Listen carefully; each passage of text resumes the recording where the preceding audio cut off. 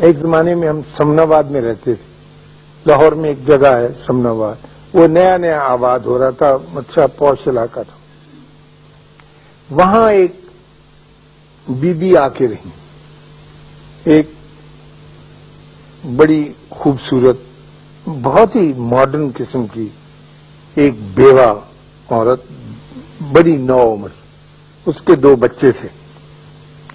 تو ہم جو نیک آدمی تھے سمناباد کے رہنے والے، ہم نے دیکھا کہ ایک عجیب و غریب کردار آ کر ہمارے درمیان آباد ہو گیا، اور اس کا انداز زندگی کا چلن جو ہے وہ ہم سے ملتا جلتا نہیں تھا.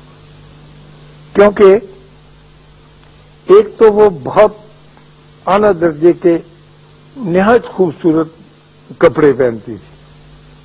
پھر اس کی یہ خرابی تھی کہ وہ بڑی خوبصورت لڑکی تھی. پھر اس میں تیسری خرابی یہ تھی کہ اس کے گھر کے آگے سے گزرو تو خوشبو کی لپٹیں آتی تھی. وہ سینٹ فری استعمال کرتی تھی، وہ جو سپرے نہیں ہوتا.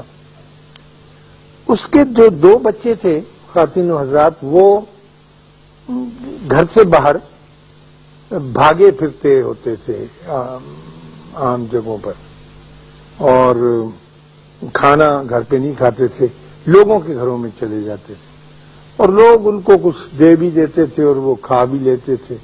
یعنی گھر کی زندگی سے ان کی زندگی کچھ کٹ اپ. اور یہ ہم نے دیکھا کہ اس خاتون کو کچھ عجیب و غریب قسم کے مرد بھی ملنے آتے تھے. یعنی ان کی گاڑی، مثلا جو گھر کا عزیز اسرار، اس کی گاڑی کا نمبر آپ جان جاتے ہیں، ان کے ہاں مختلف نمبرز کی گاڑیاں آ کے کھڑی ہوتی تھی. پھر ایک آدمی وہاں گیا ہے، وہ نکلا، پھر دوسرا.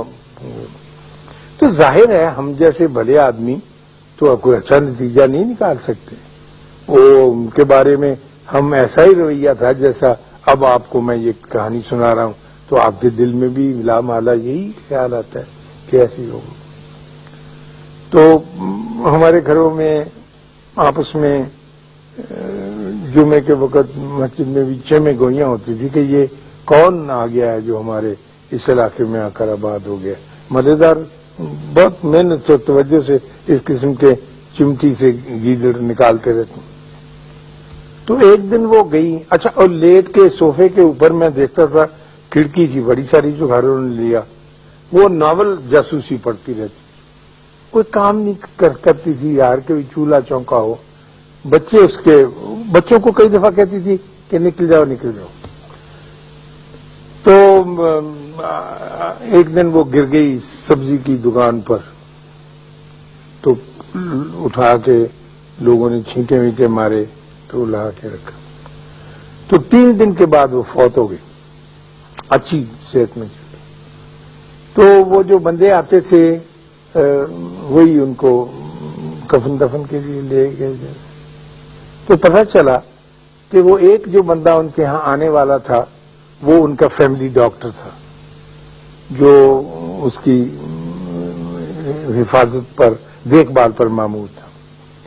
اس عورت کو ایک ایسی بیماری تھی کہ جس کا کوئی علاج نہیں تھا.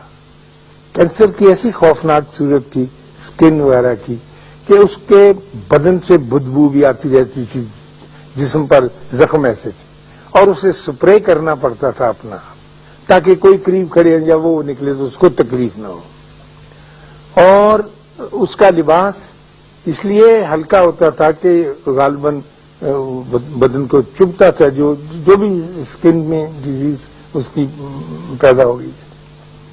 دوسرے اس کے گھر آنے والا اس کا وکیل تھا، جو ہر دوسرے دن آتا تھا، جو اس کی نگہبانی کرتا تھا اس کے حقوق کی، اور جو اس کا خاوند مقرر کر گیا تھا جو اس کے پیسے لا کے دینے. تیسرا اس کے خاوند کا چھوٹا بھائی تھا جو اپنی بھابھی کو ملنے آتا. تو ہم نے اس سے یہ اندازے لگا لیے جو میں نے آپ کے سامنے بیان کیے.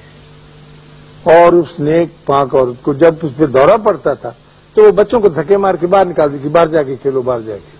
اور تڑپنے کے لیے وہ اپنے دروازے بند کر کے اندر رہتی. تو میرا مطلب عرض کرنے کا یہ تھا کہ ہم تنقید کا کام یا نقص نکالنے کا کام اللہ پر چھوڑیں، اس نے اس کے لیے ایک وقت مقرر کیا ہوا ہے، وہ جانے اور اس کا کام جانے۔ ہم اللہ کا بوجھ اپنے کندھوں پر نہ اٹھائیں، کیونکہ اس کا بوجھ اٹھانے سے آدمی سارے کا سارا چبا ہو جاتا ہے، چبا سمجھتے ہیں، کمزور ہو جاتا ہے، مر جاتا ہے، ختم۔ اللہ آپ کو آسانیاں عطا فرمائے اور آسانیاں تقسیم کرنے کا شرف عطا فرمائے۔ اللہ حافظ۔